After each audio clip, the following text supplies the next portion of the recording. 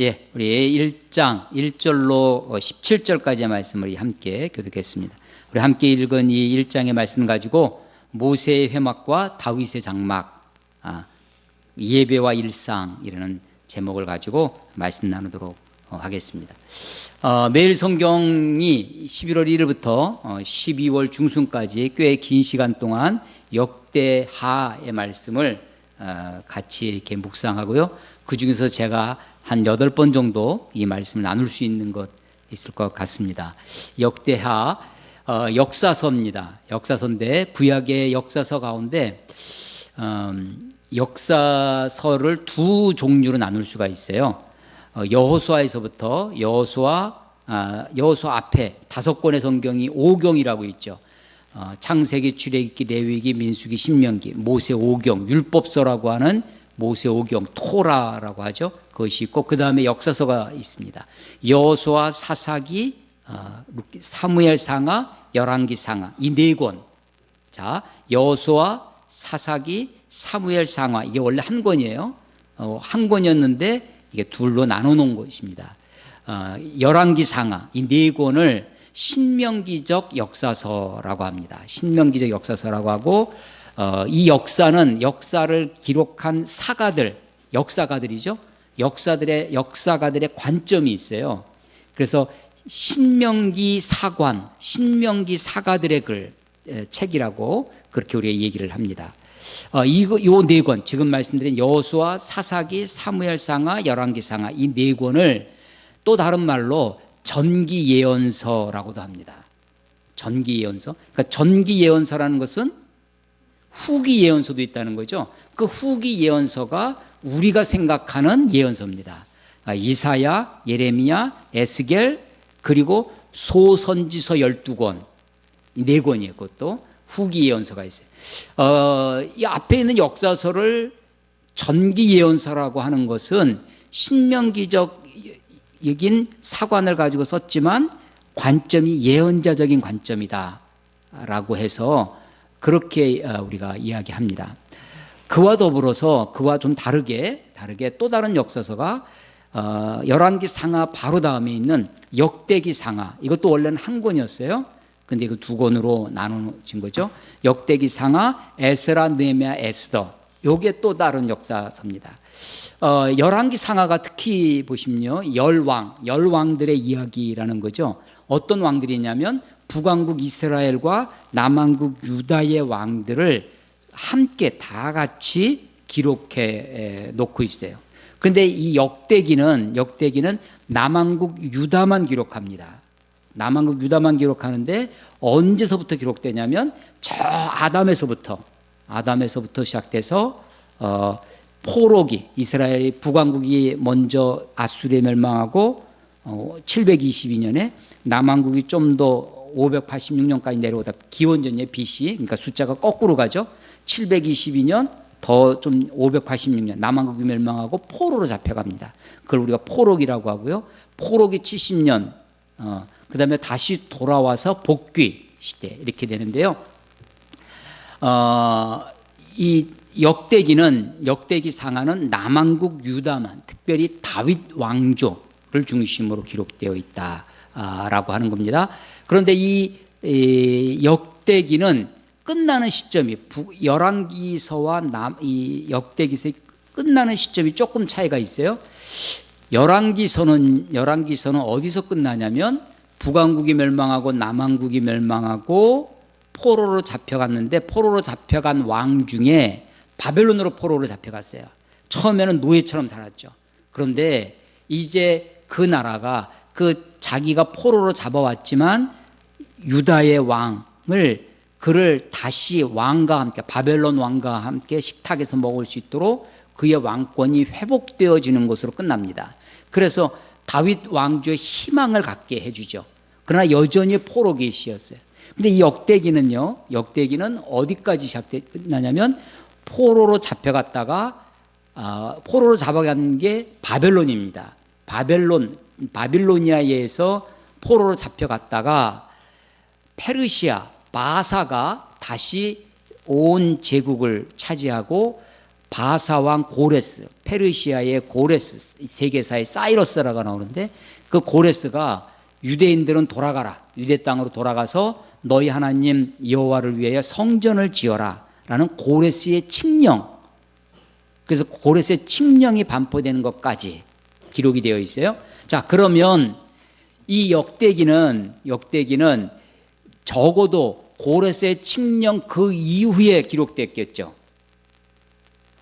이것을 누가 기록했을까? 역대기는 아마도 확실하진 않지만 에스라 느헤미야 할 때 에스라 학사이면서 제사장 겸 학사라고 했던 율법운동의 아버지, 구약 성경을 이렇게 편집하고 수집했던 정경화라고 하는데 그런 과정을 했던 사람으로 에스라를 꼽는데요.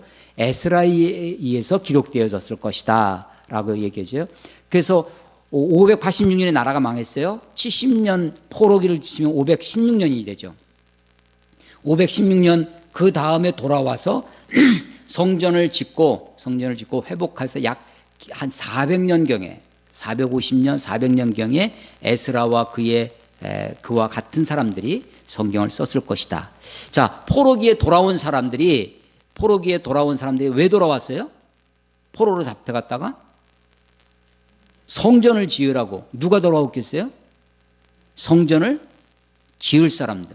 사실은 북왕국 이스라엘도 포로로 잡혀갔습니다. 북왕국 이스라엘의 10지파, 남왕국 유다의 2지파, 유다 지파와 베냐민 지파인데요. 북이스라엘에서 잡혀간 사람들, 그때 잡혀간 사람들, 포로로 갔던 사람들, 남유다에서 포로로 잡혀간 사람들 중에 돌아온 사람들이 주로 누가 돌아왔냐면 유대인들이 주로 돌아옵니다. 그래서 유대인들이 성전에 대한 하나님에 대한 열심을 가지고 돌아와서 그 이후부터는 이스라엘 민족들을 대표하는 게 유대인이 됐어요. 그래서 이스라엘 사람 하면 유대인이 됐던 거죠. 그 유대인들, 유다 지파 사람들하고 또 누가 돌아오냐면 성전을 섬기는 사람들.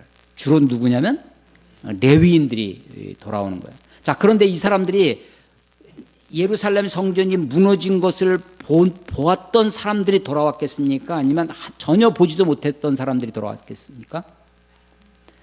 몇 년이 지났다고요? 포로기 70년. 70년 전에 예루살렘이 멸망할 때 포로로 잡혀간 게 1차, 2차, 3차예요. 3차가 마지막 포로고 그때 예루살렘이 파괴되는 겁니다. 거기서부터 70년이에요. 그때 끌려갔던 포로로 잡혀갔던 사람들이 70년 후에 돌아오는 거예요. 돌아올 때 그 성전을 다 보았던 10대, 20대, 30대 이런 사람들이 40대, 50대 끌려갔던 사람들이 70년 후에 돌아오면 어떻게 됐겠어요? 다 죽었어요. 그러니까 돌아온 사람들이 주로 어떤 사람들이에요? 성전을 보지도 못했던 사람. 근데 뭐만 가지고 들어오는 거예요? 뭐만 가지고 들어오는 거냐면 고레스의 칙령. 또 하나, 고레스가 돌아가라 했다고 그것이 이 정치 상황, 시대 상황이 바뀌었지만 그들이 다 돌아온 게 아닙니다. 극히 소수만 돌아왔어요. 포로로 잡혀간 대부분의 사람들은 거기서 정착하고 사는 겁니다. 70년이니까 적어도 2세대 이상 지나간 거예요. 우리가 미국으로 이민 갔습니다. 30년, 40년, 50년 전에 막 가가지고 거기서 한 세대, 2세대 미국 땅에서 다 거기서 터를 잡고 살아가요. 다시 한국으로 돌아온다. 근데 만약에 지금처럼 우리 한국이 그래도 지금 세계 무역 10대국 안에 들어와 있고 막 이러니까 한국으로 오려고 하는 사람들도 있죠. 그런데 우리가 한국이 만약에 지금 굉장히 30년, 40년처럼 그렇게 살고 있다. 번영된 미국에서 다시 돌아오려고 하겠어요? 조국을 재건하자라고 몇 명이나 돌아오겠습니까? 지금 예루살렘 이스라엘이 느헤미야서에 보면 여전히 성전이 회파하고 무인지경이에요. 그런데 고레스가 돌아가서 너희는 성전을 지어라 라고 하는 말, 그 하나 말 믿고 듣고 오는 거예요. 그러니까 그 사람들은요, 하나님 성전에 대한 열심, 그 신앙, 믿음을 가지고 오는 겁니다. 와서 보니까 예루살렘 성은 완전히 회파되어 있고 백성들도 가난에 온갖 고생을 하고 있는 거예요. 거기서 성전을 짓는 겁니다. 그 성전을 지었는데 그게 수룹바벨 성전이죠. 그 성전을 지은 것을 보고 옛날 성전을 봤던 노인들이 있었어요. 옛날 성전을 아주 어렸을 때 그 솔로몬의 성전을 보았던 그 노인들이 새로 생긴 70년 만에 다시 세워진 성전을 보고 울었어요. 성경 노인들이 보고 울었더라. 왜? 그 솔로몬 성전의 그 영광, 그 찬란함이 지금 새로운 성전, 스룹바벨의 성전을 놓고 보니까 너무나 기가 막힌 거죠. 그래서 한편으로는 기가 막혀서, 한편으로는 그래도 우리가 성전을 지었다라고 하는 감격에서 울었을 것입니다. 자, 그런데 돌아왔어요. 포로기로 돌아오니까 성전을 지려고 했더니 사람들이 막 도와서 그래 빨리 성전을 지어라라고 했던 것이 아니라 사실은 반대 세력이 있어요. 특히 누가 반대했냐면 사마리아 사람들이 반대를 했습니다. 여러 방해 공작, 그게 이제 에스라서와 느헤미야서의 배경이 되는 거죠. 자, 그런 속에서 성경을 기록하는 것입니다. 역사를 기록하는 거예요. 그들에게 제일 큰 문제는 뭐였냐면 궁금증, 마음속에 풀리지 않는 그들의 질문이 있습니다. 그게 뭐냐면 우리들에게 성전은 무엇일까 하는 것입니다. 우리는 왜 이곳에 돌아왔는가? 우리는 무엇 때문에 돌아왔는가? 그래서 역대기 상하는요, 역대기 상하의 중심 주제가 성전입니다. 성전. 그 성전을 짓도록 준비한 다윗 이야기가 이 역대 상의 가장 많은 부분을 차지하고요. 역대 하에는 솔로몬 이야기가 많은 부분, 9장까지 1장부터 9장까지가 솔로몬 이야기예요. 아담에서부터 족보가 시작되지만 그것은 아주 간략하게 기록되어 있고요. 다윗과 솔로몬 중심의 성전 중심의 이야기. 이게 역대기 상하권입니다. 이 상을 작년 5월에 한 달여간 이 말씀을 같이 읽었고요. 벌써 1년이 지난 올해 다시 역대기 하를 읽고 있습니다. 오늘 다윗의 아들 솔로몬의 왕위가 견고하여 가며 그의 하나님 여호와께서 그와 함께 하사 심히 창대하게 하시니라고 역대기 하가 기록됩니다. 2절에 보면 솔로몬이 온 이스라엘의 천부장들과 백부장들과 재판관들과 온 이스라엘 방백들과 족장들에게 명령하여, 솔로몬이 명령했더니 이런 사람들, 천부장, 백부장, 재판관들, 방백들, 족장들이 다 명령을 듣고 움직여요. 이게 너무 자연스럽게 들리죠. 왕이 명령하니까 싹 하죠. 대통령이 명령하면 온 나라가 다 될 것? 기득권의 저항이 있어요. 기득권의 저항이니까 특히 왕의 나라냐 신하들의 나라냐, 이 조선시대의 왕정의 큰 중심은 왕권과 신권, 신하들의 권세. 우리도 대통령 정권은 바뀌어도 이 관료들이 있어요. 관료들 오랫동안 20년, 30년 그리고 튼튼한 이 관료들의 그래서 명령한다고 다 되는 것이 아닙니다. 그런데 지금 이 앞에 보면요, 특히 열왕기 상에 보면 다윗이 늙어서 거의 죽게 돼서 솔로몬이 그냥 자연스럽게 왕이 된 것이 아니라 사실은 솔로몬의 형 중에, 물론 배다른 형입니다, 아도니아라는 사람이 다윗이 막 늙어서 그냥 그렇게 되니까 반란을 일으켜요. 아도니아가 왕이 됩니다. 아도니아가 왕이 돼서 선포하고요. 요압 장군, 다윗의 군대 장관이었죠. 요압 장군과 아도니아랑 이런 사람들이 합심을 해가지고 아도니아가 왕이 된 걸 선포합니다. 밧세바가 그걸 보고, 밧세바 아시죠? 밧세바가 다윗이 분명히 자기 아들을 왕으로 세워주겠다고 약속했는데 아도니아가 왕이 됐다고 선포하니까 나단 선지자와 함께 늙은 다윗에게 가서 당신의 언약을 지키라고, 그러면서 다윗이 다시 솔로몬을 왕위에 세웁니다. 그리고 그 반역을 했던 자기 배다른 형 아도니아도 죽이고 요압 왕도 죽이고 이 제사장들 거기 그런 것들을 소위 정적을 숙청하는 장면이 열왕기 상의 1, 2, 3장에 그렇게 나오는 거예요. 그러니까요, 사실은 지금 1절, 역대하의 1절, 2절에 이렇게 되어 있지만 그 많은 이야기가 축약되어 있고 솔로몬의 왕권이 그냥 쉽게 되어진 것이 아니었습니다. 그래서 솔로몬 초기에 몇 년간은 정적을 숙청하는 그런 것으로 세월을 보냅니다. 그런 속에서 지금 솔로몬의 왕위가 견고해졌다, 왕권이 강화됐다, 정적들을 다 숙청한 것입니다. 그리고 나서 3절 솔로몬이 온 회중과 함께 기브온에 있는 기브온 산당으로 갔으니 하나님의 회막 곧 여호와의 종 모세가 광야에서 지은 것이 거기에 있음이라. 기브온은요, 예루살렘 수도가 있으면 예루살렘을 수도로 한 것은 다윗이었습니다. 다윗이 헤브론에서 유다 지파의 왕이 됐다가 예루살렘을 정복하고 여부수족을 무찌르고 예루살렘을 정복한 다음에 다윗성을 만들고 거기에 법궤를 갖고 오죠. 이 예루살렘에서부터 북서쪽으로 약 9km 정도, 9km면 아마 한 2시간 정도 걸어가야 될 것입니다. 기브온이 있습니다. 기브온에 산당이 있어요. 기브온 산당은 산에 있는 당이죠. 높은, 그래서 하이 플레이스입니다. 높은 곳이에요. 높은 곳, 하이 플레이스. 그런데 그것은 원래부터 가나안 사람들, 가나안 종족들이 있었죠. 그 땅에. 가나안 종족들이 우상을 숭배하던 곳이 산당입니다. 그래서 민수기 33장 51절 53절에 보면 모세가 너희가 인도하는 땅 요단강을 건너 그 땅에 가면 그들이 만든 우상을 다 깨뜨리고 산당을 다 헐고 라는 명령이 분명히 있었어요. 그런데 이 남부광조 이스라엘 가운데 계속해서 우상 숭배 문제가 남는데요. 그 우상 숭배의 본고지가 산당이 됩니다.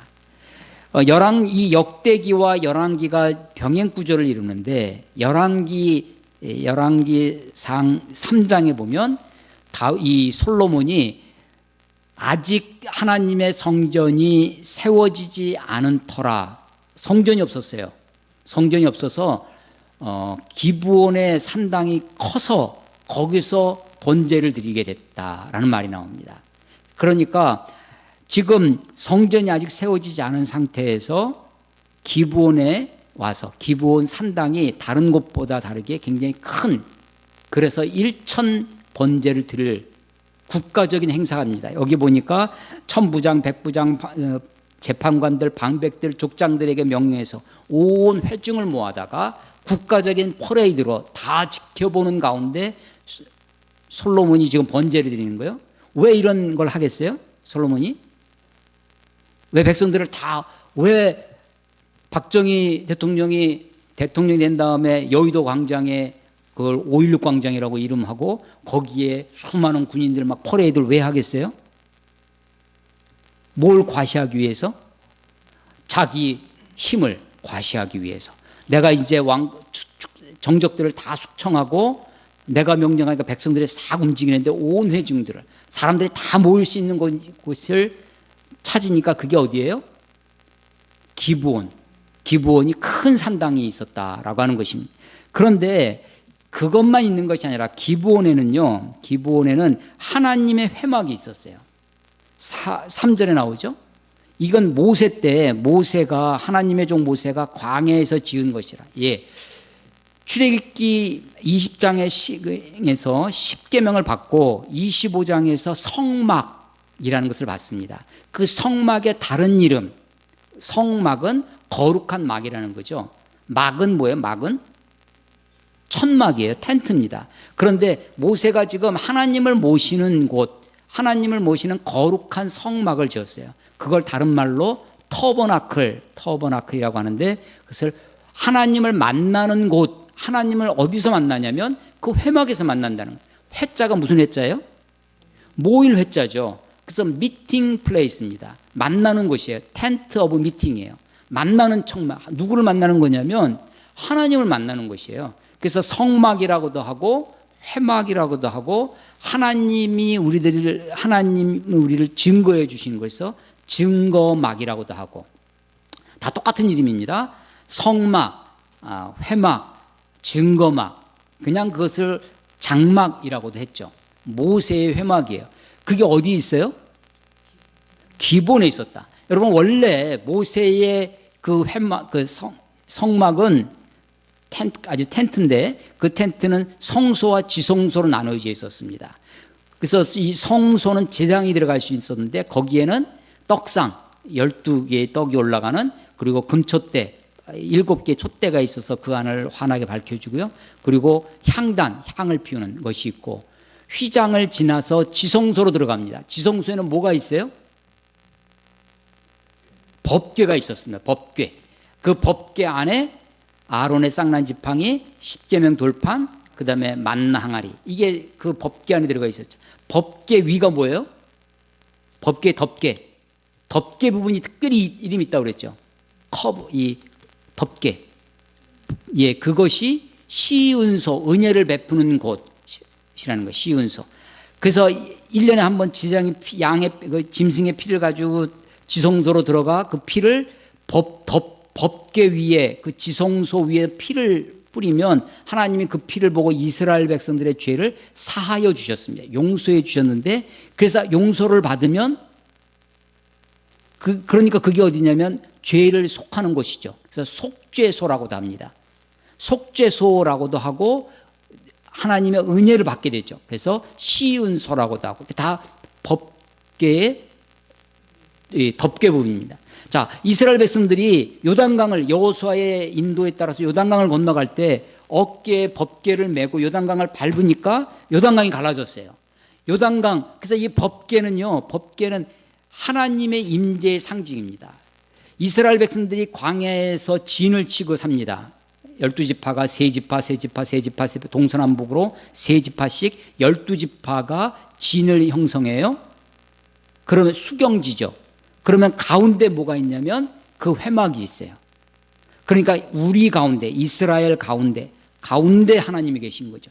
그런데 그 중에서도 성소에, 그 중에서도 지성소에, 그 중에서도 법궤에, 그 중에서도 시은소에, 그곳에서 내가 거기서 너희를 만나리니, 하나님이 거기서 만나시겠다고 출애굽기 25장에 그 회막에 대한 설계를 하시면서 하시는 거예요. 자, 그러니까 이 회막의 가장 중요한 건 뭐예요? 시은소, 이 법궤죠. 법궤예요. 사무엘상에 보면요, 사사시대에 블레셋과 전투가 벌어졌습니다. 전투가 벌어져서 블레셋이 막 쳐들어오니까 우리가 나가서 저들을 이기려면 어떻게 돼요? 하나님이 우리와 함께 하셔야 된다. 그러니까 어떻게 하냐면 그때 엘리 제사장이 있었는데 엘리 제사장이 그 법궤를 가지고 나가서 싸우게 합니다. 블레셋한테 졌습니다. 그리고 법궤를 하나님을요, 법궤를 하나님의 임재의 상징인데 법궤 자체가 하나님은 아닙니다. 법궤도 모세를 통해서 하나님 만들게 하신 거죠. 사람이 만든 거예요. 그렇지만 거기에 하나님의 임재의 가장 귀한 소중한 상징이 있었을 뿐이죠. 하나님은 아닙니다. 하나님처럼 우리가 섬기긴 하지만, 그래서 우리 가운데 계신 하나님, 앞서 가시는 하나님, 그래서 그 법궤를 메고 여리고 성도 돌기도 하고 법궤를 메고 요단강도 가르기도 하고 했던 경험이 이스라엘 백성들에게 있었던 거예요. 사사시대에 블레셋이 쳐들어오니까 법궤 들고 나갔는데 그들은 이미 하나님을 도구화합니다. 법궤를 그것으로 하여, 법궤가 그것이 됐어요. 이트가 됐습니다. 이트. 그것으로 하여. 그래서 법궤를 가지고 나오는데 블레셋 싸움에서 졌습니다. 법궤를 이 블레셋 사람들이 노획물로 뺏어갔습니다. 그래서 자기네 신상 밑에다 갖다 놨어요. 다곤 신상 앞에. 그랬더니 자고 났더니 다곤 신상이 엎어져 있죠. 이게 왜 엎어지지? 우연인가 하고 다시 세워놨는데 또 엎어지면서 문지방에 부딪혀서 부러졌습니다. 그래서 다시는 블레셋 사람들이 문지방을 밟지 아니하더라. 우리도 문지방 밟으면 어른들한테 혼나잖아요. 그 문지방 밟지 않는 문화가 거기서 생겨납니다. 자, 그런데 법궤가 그렇게 되고 막 거기 블레셋 땅에 전염병이 나니까 블레셋 사람들이 이것을 가지고 서로 핑퐁 게임 돌려 자기네 블레셋 다른 지방으로 옮겨갑니다. 근데 거기에도 계속 전염병이 생기니까 블레셋 사람들이 이게 혹시 정말 이 법궤의 신, 이스라엘의 신 여호와 때문에 우리한테 이런 전염병이 생기고 막 하는 것이 아닌가? 그러면 이걸 어떻게, 이게 우연인지 정말 하나님 때문에 하는 것인지 어떻게 할 수 있느냐? 그러면 이것을 수레에 싣는데 암소, 어떤 암소냐면 젖나는 암소. 지금 새끼를 막 베서 그 해산을 해서 이 젖이 나는 암소예요. 본능이 어떻게? 이 암소는 누구에게 가겠어요? 새끼한테 가겠죠. 젖나는 암소인데 어떤 암소냐면 한 번도 멍에를 매보지 않은 그런 암소를 갖다가 수레를 끌게 합니다. 한 번도 소도요, 그 일소가 돼서 익숙해져야 되는데 익숙하지 않으니까 멍에를 못 쥐겠죠. 더군다나 젖이 나니까 새끼한테 갈 텐데 그 수레에 법궤를 실어 놓습니다. 어떻게 어디로 가나? 새끼한테로 가나? 본능에 따라 새끼한테 가는지 이스라엘 땅으로 가는지. 그랬더니 이 젖나는 암소가 끄는 그 수레가, 법궤를 실은 수레가 어디로 가요? 유대 땅으로 가는 거예요. 어디로 가는? 유대 땅 베스메스로 갔습니다. 베스메스 사람들이 그것을 보고, 유다 사람들이 보고 너무 신기한 거예요. 법궤가 온다. 그래서 야, 이게 하나님의 법궤가 우리한테 돌아왔다 해가지고 법궤를 뚜껑을 열어봤어요. 법궤를 열어봤는데 어떻게 돼요? 다 죽었죠. 왜냐하면 그건 하나님의 거룩한, 손을 대지도 말라고 하나님 말씀하셨던 건데 법궤를 호기심의 대상으로 바라다본 거였죠. 그것이 어디까지 오냐면 아비나답의 타작마당까지 왔었습니다. 거기서 20여 년간 지나서 다윗이 보니까 하나님이 법궤가 그렇게 있는 것을 가지고 다윗 성에다가 그 법궤를 옮겨옵니다. 옮겨올 때도요, 수레에 싣고, 다윗이 왜 수레에 실었겠어요? 20년 전에 처음 블레셋 빼앗겼던 그 법궤가 올 때 어떻게 왔어요? 베세메스까지 블레셋 사람들이 수레에 실어서 보냈잖아요. 그러니까 다윗도 수레에 실어가지고 본 것대로 하는 거예요. 우리가 들은 대로 말씀을 따라 해야 되는데 다윗은 어떻게 해요? 세상 사람들이 하는데 세상 사람 어떡하나 그걸 보고 수레에 싣고 합니다. 소가 뛰놀다가 법궤가 떨어지려고 하는데 그것을 붙잡은 사람이 있어요. 그게 누구예요? 웃사라고 하는 사람이, 웃사 죽었다는 거 아니에요? 웃사가 그 법궤 흔들리는 법궤를 잡았다가 웃사가 그 자리에서 죽습니다. 웃사가 죽는 모습을 보고 다윗이 법궤를 예루살렘으로 옮겨오지 못해요. 너무나 두려워서. 그러고선 그것을 다시 아비나답의 타작마당으로 갖다가 놓고 지키게 합니다. 거기서 섬기게 해요. 근데 보니까 하나님이 그 집을 막 축복하셔. 다윗이 어떻게 하면 저 법궤를 예루살렘으로 운반할 수 있을까? 다시 궁리하고 공부했더니 아하, 하나님의 법궤는 레위인들이 어깨에 매야 되는구나 라는 것을 알게 됩니다. 그래서 다시 2차 운송 작전을 하는데요, 이번에는 레위인들로 하여금 어깨에 메고 법궤를 운반하게 하는데 하나님이 그것을 받아주시고 용인해 주셨어요. 다윗이 너무 기뻐서 그때 춤을 췄다는 거 아니에요? 그때 춤을 출 때 어떻게 됐어요? 옷이 다 벗겨져가지고 부끄러운 모습을 봤는데 그것을 보고 다윗의 아내 중에 한 명이 미갈이라고 하는 사울 왕의 딸이 있었는데 그것을 보고 어떻게 해요? 비웃었죠. 조롱했습니다. 그래서 그 이후로 그가 더 이상 그 태가 다쳤다라고 하는 일이 벌어집니다. 다윗이 그때 그래서 다윗이 막 춤추며 노래하면서 막 했던 그 장면이 우리들에게 많이 찬양의 이야기로 그렇게 되어지는 것이죠.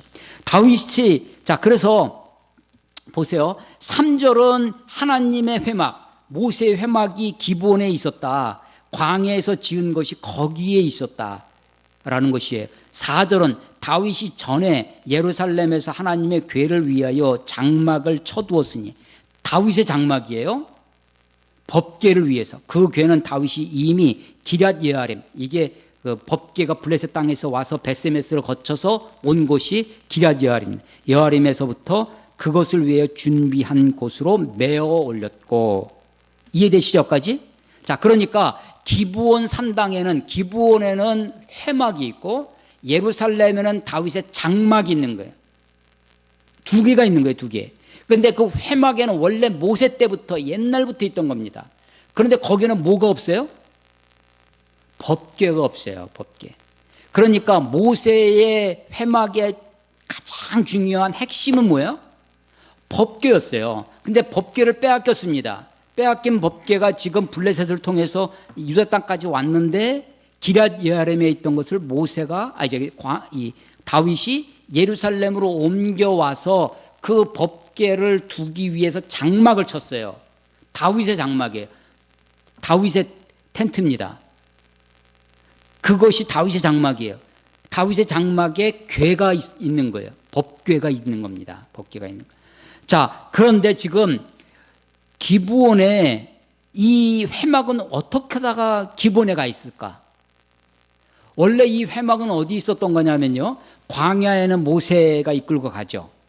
원래 텐트니까요. 텐트는 다 옮길 때, 이동할 때 다시 접어서 메고, 어깨에 메고 수레에 싣고, 법궤는 메고 다른 짐들은 무거운 텐트는 수레에 다른 사람들이 그것을 수레에 싣고 운반했습니다. 포터블에 움직일 수 있는 겁니다. 움직일 수 있는 성막을 솔로몬이 움직이지 못하는 북박이 집으로 지은 것, 그게 성전이 되는 겁니다. 이 회막이 그 블레셋에게 법궤를 빼앗길 때 제사장이 엘리 제사장이었는데요. 엘리 제사장 때는 회막이 어디 있었느냐? 실로에 있었습니다. 실로 성소에 있었어요. 실로 성소에. 자, 가만히 생각해 보시면요. 광야에 있을 때는, 광야에서 이스라엘 백성들이 40년 동안 다닐 때는 이스라엘 백성들이 다 한 곳에 모여 있었어요. 진을 치고 있었습니다. 그리고 이동하면 같이 이동을 했어요. 가나안에 들어왔습니다. 여호수아의 인도에 따라서 가나안에 들어온 이스라엘 백성들은 어떻게 살아요? 12지파가 다 모여서 산 게 아니라 지파별로 땅이 분배돼서 흩어지는 거죠. 흩어져서 분배된 땅에 저 위에 단지파에서부터 밑에 유다 백성 지파까지 12지파가 흩어 삽니다. 그러면 회막은 어디가 가야 될까요? 회막은 어디로 갈까요? 여러분, 사사시대의 끝, 그 다음에 사사시대가 끝나고 곧바로 왕이 됐는데 첫 번째 왕이 누구예요? 이스라엘의 초대왕 사울왕이죠. 사울왕이 출신이 어디냐? 지파 중에 혹시 아세요? 베냐민 지파입니다. 기브온은요 베냐민 지파의 성소예요. 베냐민 지파의 땅이에요. 그러니까 사울왕이 아마도 제 생각에 법궤도 없는, 핵심이 없는, 그러니까 안고 없는 찐빵 같은 그 회막을 어디다 갖다 뒀어요? 기본에 갖다 둔 겁니다. 기본. 그래서 회막이 거기 있어요. 요즘 네가 왜 거기서 나와? 그런 노래가 있다고 하는데, 거기에 지금 3절에 거기에 있음이라, 회막이 거기 있었다는 거예요. 거기가 어디예요? 기브온이에요. 기브온의 모세의 회막이 기브온 산당. 여러분, 산당이 원래 우상 숭배하던 곳이었어요. 그런데 하나님이 용인해 줬습니다. 아직 성전이 하나님을 예배할 곳이 없었던 곳이라 그곳에서라도 그 높은 곳, 하이플레이스, 가장 높은 곳 산당에서 하나님을 예배하는 일을 하나님이 용인해 주었습니다. 자, 그러니까 원래는 민수기에 보면 산당을 다 헐어버려라, 이게 기본 명령이었는데, 들어와서 보니까 가나안에 들어왔어요. 회당이 곳곳에 가나안 사람들이 섬기던 산당들이 있었습니다. 그런데 그 산당 중에 기브온 산당이 제일 컸고, 마침 그게 베냐민 지파의 땅이었고, 첫 번째 왕 사울왕이 베냐민 지파라 실로에 있던 법궤도 없는 그 회막을 거기에다가 갖다가 옮겨 놓은 것입니다. 그런데 그 회막에는 그 회막 성막 들어가기 앞에 번제, 하나님께 제사를 드리는 건 성막 바깥에 있는 거예요. 짐승을 태워서 주는데 텐트 안에서 태울 수는 없잖아요. 텐트 앞에서 회막 앞에서 번제단이 있어요. 번제단을 하면 아무리 제도 있고 손이 여러 더러워질 거 아니에요? 회막과 이 번제단 사이에 있는 것이 손을 씻는 물두멍이라는 것이 있습니다. 물두멍이라는 것이 있어요. 대야라고 돼. 대야처럼 생겨서 그 물두멍이 번제와 그래서 성소에 나가는데 중요한 것이 하나가 번제단입니다. 번제단에서 우리 제사에서 가장 중요한 것은 제물이죠. 제물이 제일 중요한 거예요. 아브라함이 모리아 산에서 자기 이삭을 바치려 할 때 이삭이 묻는, 아버지, 불과 나무는 있는데 번제할 어린 양은 어디 있나이까? 아무리 불이 많아도, 굉장히 뜨거워, 불이 많아도 정작 헌신할 번제물이 없으면 꽝이죠. 제사는 아무것도 아닌 거예요. 그러니까 제사의 핵심은 번제, 제사의 그래서 회막 안에서의 핵심은 법궤였고, 회막 밖에서는 번제단이에요. 법궤를 빼앗겼어요. 그런데 이 기브온 산당에 뭐가 있었냐면 5절, 옛적에 훌의 손자 우리의 아들 브사렐이 오홀리압과 부사렐이 하나님의 은혜로 성령이 충만하여 인 회막에 쓰는 이 성막에 필요한 모든 것을 만든 사람들이 오홀리압과 이 부사렐입니다. 그래서 이 오홀리압과 부사렐, 이 부사렐이 지은 놋 제단, 그러니까 모세 때 지은 거예요. 그래서 지금 솔로몬 시대에 약 500년 가까이 시차가 있는데 지금 회막이 지금 그때까지 와 있었고 거기에 놋 제단까지 있었던 거예요. 놋 제단, 번제했을 것입니다. 그러니까 지금 솔로몬이 기브온 산당을 찾아갑니다. 자기 혼자 간 것이 아니라 온 백성들을 모아서 퍼레이드를 하듯이 국가적인 이벤트를 하고 있는 겁니다. 거기에서 1,000마리 희생의 번제를 올려요. 6절에 보면 1,000마리, 이것을 우리가 줄여서 1,000번제, 1,000번제라고 하는데 오해를 하시면 안 돼요. 1,000번, 한 번, 두 번, 세 번, 1,000번을 해서 그 1,000번제가 아니라 1,000마리, 분명히 써 있잖아요. 6절에 1,000마리의 번제. 1,000마리. 여러분 소 한 마리 잡아서 번제하실 수 있겠어요? 여러분 형편에? 여러분 형편을 무시합니까? 예. 그러니까요. 소 한 마리의 번제는 이스라엘의 족장들이 가난한 사람들은 비둘기, 족장들은 소 이렇게 돼 있었어요. 그런데 1,000마리의 번제는 이것도 뭘 나타내요? 솔로몬의 권세, 힘, 그걸 하는 거죠. 번제단 하나에 한 마리 올라갈 수 있을까요? 소 한 마리? 양 한 마리? 쉽지 않았을 것입니다. 하여간 이 어마어마한 이 장관, 그래서요 이스라엘 역사책에 보면 예루살렘에서 막 그 6월절에 이럴 때 막 번제 많이 할 때는요 그 끄름, 여러분 고기 태워 보셨어요? 그 끄름이 그냥 예루살렘 그 하늘을 뒤덮는 1,000마리 번제를 드리는 거예요. 그거를 지켜보고 그 1,000마리를 태우려면 거기에 나무가 얼마나, 이스라엘, 우리나라는요 산에 지금 막 초목이 얼마나 땔감이 많아요. 근데 이스라엘에서 그 1,000마리를 석유불로 하는 것이 아니라 다 화목일 텐데 쉽지 않은 거죠. 그러니까 이게 다 뭘 나타내는 거냐면 솔로몬의 권세, 솔로몬의 힘을 우리가 알 수 있습니다. 자, 오늘 설교 제목이 모세의 회막과 다윗의 장막입니다. 모세의 회막의 핵심은 뭐였냐면 법궤입니다. 근데 법궤가 지금 없어요. 다윗의 장막이 값어치 있는 이유는 뭐예요? 거기에 법궤가 있기 때문입니다. 자, 모세의 회막에서는 놋제단이 있었습니다. 대신 놋제단이 모세 때부터 있었던 거예요. 거기서 번제를 드렸어요. 희생, 1,000마리의 희생의 번제를 드렸습니다. 하나님이 지금 기브온 산당에 와서 제사 드리는 번제를 드리는 솔로몬을 어떻게 보신 거예요? 어여삐 보신 거예요. 보신 겁니다. 그래서 그에게 먼저 물어보시는 거죠. 네 소원이 뭐냐? 내가 너희가 무엇을 해주랴? 나에게 구하라. 라고 하나님 먼저 하시는 거예요. 자, 모세의 회막에 지금 저기가 없었는데 법궤도 없었음에도 불구하고 그 앞에 있는 놋제단에 와서 제물을 드리는 이 솔로몬, 물론 자기 권세로 그러니까요 솔로몬이 그게 아주 과시용으로만 백성들 앞에 과시하려고만 했던 것은 아니라는 것을 우리가 알 수 있습니다. 솔로몬이 최선을 다해서 하나님께 예배하려 했다라는 것을 우리가 알 수 있어요. 그래서 많은 백성들에게 보여주면서 그 예배를 하는 거죠. 자, 보세요. 기브온에 있던 모세의 회막에서는 번제단이 있었습니다. 희생이 있었어요. 제사가 있었습니다. 예루살렘에는 다윗의 장막이 있어요. 거기에는 뭐가 있어요?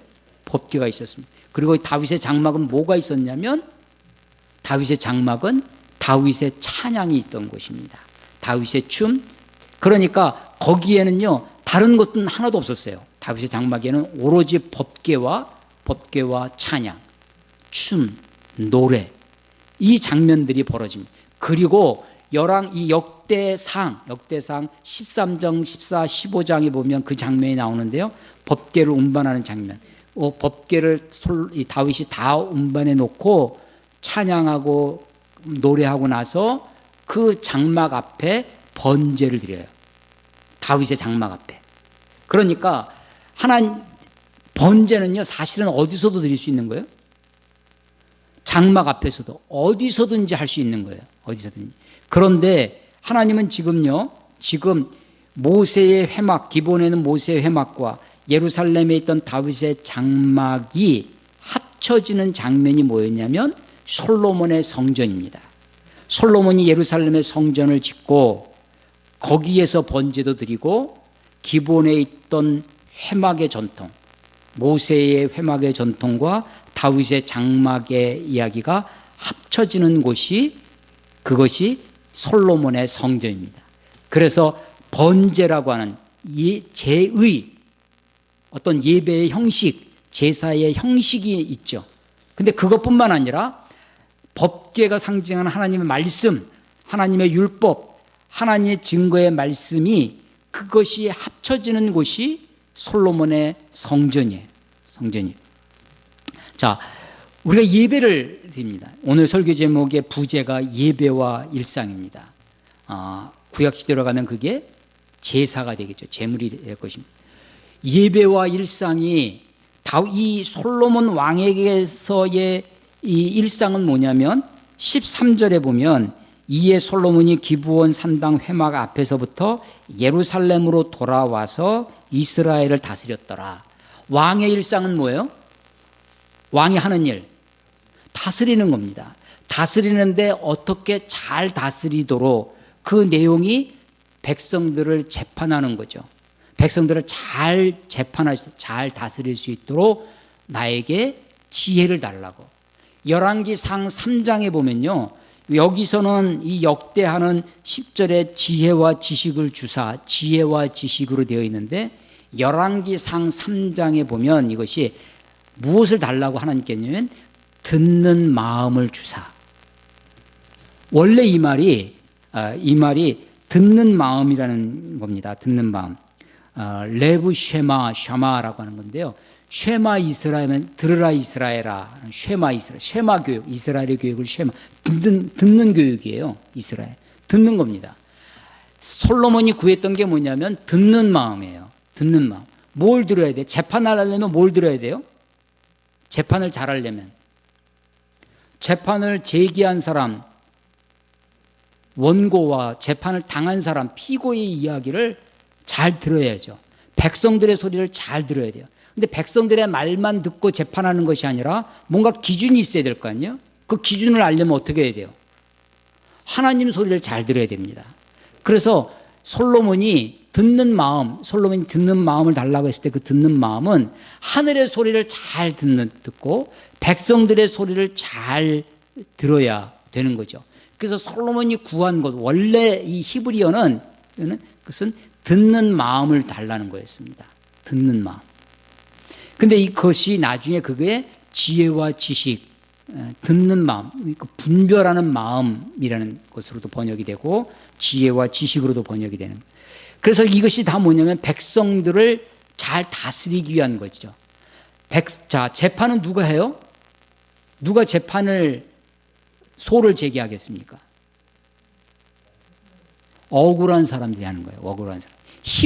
힘있고 권세 있는 사람들은 다 어떻게 해요? 자기 마음대로 해요. 이런 사람들은 재판을 제기할 것이 없습니다. 자기 하고 싶은 대로 하는 거예요.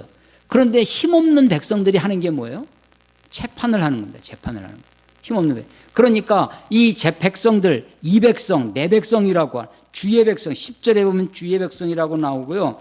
11절에 보면 내 백성, 하나님이 내 백성이라. 하나님이 내 백성들의 가난하고 힘없고 연약한 자들을 위한 그 솔로몬의 마음을 어떻게 보신 거예요? 아주 귀하게 보신 겁니다. 귀하게 보신 거예요. 그래서 네가 구하지 않은 부와 영광과 재물, 장수까지 다 더하여 주겠다고 약속해 주고 계시는 거예요. 그래서 그가 다시 돌아와 일상으로 돌아갑니다. 13절에 돌아와서 예루살렘으로 돌아와서 이스라엘을 다스렸더라. 이게 일상이에요. 일상.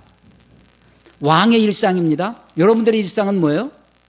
새벽같이 여의도로 출근하는, 그래서 하루 종일 사무실에서 컴퓨터 하는 것이 우리들의 일상이죠. 여러분들은 여러분의 책상에서 여러분의 일상을 하고, 여러분들은 부엌에서 일상을 합니다. 여러분이 그래서 이 공자한테 정치가 무엇입니까? 제 나라의 한 그 왕이 공자한테 물어보니까 공자가 대답해, 논어에 보면요, 군군 신신 부부자자. 군은 임금은 임금답고, 신하는 신하답고, 아비는 아비답고, 자식은 자식다운 게 그게 정치다. 다시 자기가 자기 역할을 하는 거죠. 임금은 임금대로 역할을 하고, 신하는 신하의 역할을 하고, 자기 본분을 다하는 거죠. 아버지는 아버지로서의 역할과 본분을 다하고, 자식은 자식으로서의 본분을 다하는 것이 그게 정치다. 그것이야말로 바를 정자의 정치일 것입니다. 그래서 자기 역할을 가는 거예요. 그런데 14, 15, 16, 17절에는 그 일상으로 돌아와서 통치하는 솔로몬의 모습입니다. 돌아왔는데 솔로몬이 뭐예요? 14절에 보면 병고와 마병을 아주 병거가 1400대요. 마병이 12,000이고 그것을 병거성, 수비하는 성 있죠? 에도 두고 예루살렘에 있는 왕궁에도 이런 병거를, 국방력, 군사력을 준비했다라는 것입니다. 15절은 왕이 예루살렘에 은금이, 경제가 최고죠. 은금이 얼마나 흔했는지 돌처럼 흔하게 됐다라는 거예요. 아주 그냥 부국 강병을 이뤘다는 것입니다. 백향목은 어디 있는 거냐면 레바논의 백향목이라는 거죠. 그러니까 이웃 나라에서 수입해 온 거예요. 그러니까 수입 원목입니다. 수입 원목. 그것이 평지에 뽕나무 같이 많이 됐다. 나라가 굉장히 경제적으로 부유하게 됐다는 것입니다. 16절은 솔로몬의 말들을 애굽과 구해에서 사들여 왔습니다. 그것을 어떻게 하냐면 한두 마리 사온 것이 아니라 때로 값을 정하여 이 한때 그냥 무대기로, 그러면 어떻게 사오겠어요? 더 싸게 사오겠죠. 그 싸게 사온 것을 17절에 보면요, 애굽에서 사들인 병거는 한 대 은 600세겔이고 말은 150세겔이라 이와 같이 햇사람들의 모든 왕들과 아람 왕들을 위하여 그들의 손으로 되팔아. 자기는 어떻게 사왔어요? 때로 사왔어요. 밭대기로 사온 거야. 그런데 그거를 주변 나라한테 되팔았어요. 되팔 때 어떻게 팔았겠어요? 비싸게 팔았겠죠. 그러니까 이거 지금 뭐 한 거냐면 중개 무역을 한 거죠. 그래서 되팔았다가 익스포트, 수출했다 이렇게 번역되어 있어요. NIV. 그러니까요, 이 솔로몬이 부국 강병을 이뤘다. 경제적으로 풍요를 이루었고 국방력을 강화하고 무역을 활성화해서 지금 나라를 번영하게 만들었다라고 하는 것입니다. 여러분, 그런데 신명기 17장에 가면, 더 앞으로 지금 500년 전 모세 때로 가는 거예요. 신명기 17장에 가면 모세의 말씀 중에, 신명기 17장에 너희가 그 땅에 가면, 너희에게 언약한 그 땅에 가면 너희 가운데 왕을 세워달라는 말이 나올 텐데, 왕을 세우려 할 때에 너희들은 이렇게 해라 라는 것입니다. 첫 번째가 뭐냐면 너희 형제 중에서 세워라. 이방인으로는 안 된다. 타국인은, 그러니까 이방인 사람이 아무리 훌륭해도 우리나라의 대통령이 될 수 없는 거죠. 대한민국 국적을 가진 사람이. 그래서 내 형제 중에서 세우고, 두 번째가 뭐냐, 병마를 많이 두지 말아라. 병마를 많이 두면 왕이 뭘 의지하겠어요? 그 병마 의지하겠죠. 그리고 그 말들이 아주 강력한 군사 무기인데 말들을 사기 위해서 애굽에 내려가지 마라. 모세의 명령 중에 하나예요. 그리고 아내를 많이 두지 마라. 그 아내가 너를 유혹하여 너를 그릇된 길로 가게 할 것이다. 그리고 은금을 많이 쌓아두지 마라. 이게 신명기 17장에 있는 왕의 법도였습니다. 마지막이 너는 율법책을 등사해서 복사해서 그것을 읽고 그 가운데 기록한 대로 다 지켜 행하라. 이게 신명기 17장에 있는 왕의 법도입니다. 그런데 솔로몬은 지금 뭐 하고 있어요? 다 어기고 있어요. 아니, 세상의 눈으로 보면 솔로몬은 어때요? 부국강병을 이룬 그런 아주 전성기의 왕으로 추앙받을 수 있습니다. 그런데 그의 속은 하나도 하나님 말씀과 관계되어 있지 않습니다. 말씀과 반대로 가요. 솔로몬이 죽자마자 애굽에서 지금 말들을 사왔는데요, 때로 사왔습니다. 때로 사왔는데요, 물론 돈이 있으니까 가서 사올 수도 있겠죠. 솔로몬의 아내 중에 하나가 바로의 딸이었어요. 바로의 공주, 그러니까 애굽의 공주가, 그러니까 무역을 쉽게 할 수 있었겠죠. 아내가요 300명, 700명, 1000명의 아내가 있었습니다. 은금, 그가 가지고 있는 이 금이 얼마나 많은지 방패를 금으로 만들었어요. 금방패, 솔로몬이. 그런데 솔로몬이 죽자마자 그의 아들 르호보암 때 애굽에서 쳐들어옵니다. 아니, 자기 사위 부마국인데 애굽에서 바로왕 시삭이 쳐들어와 가지고 예루살렘을 정복해버려요. 물론 나라를 완전히 망가뜨리진 않았습니다. 다시 르호보암이 삭삭 빌고 다 금방패 다 빼앗기고 하니까 이제는 노스로 방패를 만들어요. 그 솔로몬의 그 영광이 바로 다음 때에 가서 무너지는 겁니다. 그가 이런 국가적인 행사를 하고 이런 것을 하기 위해서 그게 다 뭐예요? 백성들의 피와 땀과 눈물이었습니다. 솔로몬의 강압 정치였어요. 그래서 솔로몬이 죽자마자 백성들 가운데 반란이 일어나는 거죠. 그래서 열 지파가 떨어져 나가는 거죠. 이런 일들이 벌어집니다. 자, 오늘 설교의 제목이 뭐냐? 예배와 일상입니다. 왕의 일상은 통치하는 거죠. 여러분의 일상은 무엇입니까? 아니, 하나님은요, 기브온 산당에서 드리는 그 번제도 기뻐 받아요. 아니, 하나님이요, 저도 지금 여러분들에게 솔로몬의 바로 다음 때가 어떻게 되는지 말씀드렸잖아요. 우린 역사를 알고 있어 솔로몬이 얼마나 하나님 앞에, 역사 앞에 정말 부끄러운 왕인지 우리가 알게 됩니다. 그런데 하나님이 예지력, 미리 아시는 하나님, 요 놈이 조금 있다가 그냥 이방 여자들 다 혼인 외교해가지고 거기다가 이방 여자들을 위해서 막 우상을 숭배하는 거 다 만들고 그럴 놈이니까 이런 나쁜 놈하고 산당에서 이게 무슨 뭐 번제를 드려? 하면서 막 번제 드릴 때 막 비를 내려가지고 다 꺼트려 버리고. 하나님이 그런 게 아니라 여러분 순간순간 솔로몬의 그 마음을요 그대로 받으십니다. 솔로몬에게 많은 기회를 주고 계시는 거예요. 그러니까 하나님은요 법궤는 없지만 기브온 산당에서 드리는 그 번제도 받으셨어요. 회막은 없고 번제단은 없지만 다윗이 장막을 텐트를 쳐놓고 법궤를 옮겨놓고 그 앞에서 춤추며 자기 부끄러움을 다 보여도 하나님이 그것도 받으셨습니다. 그것이 합쳐지는 그 성전도 하나님이 받으세요.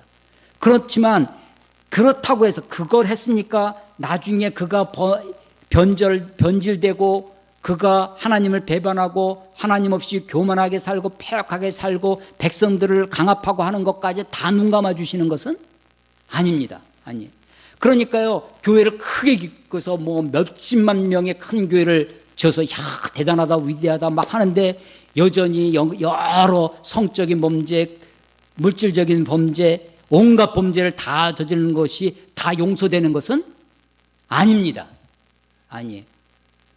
하나님이요 우리가 하나님 앞에 우리가 예배와 일상, 우리가 하나님 예배해요. 우리가 집에서도 예배 얼마든지 할 수 있습니다.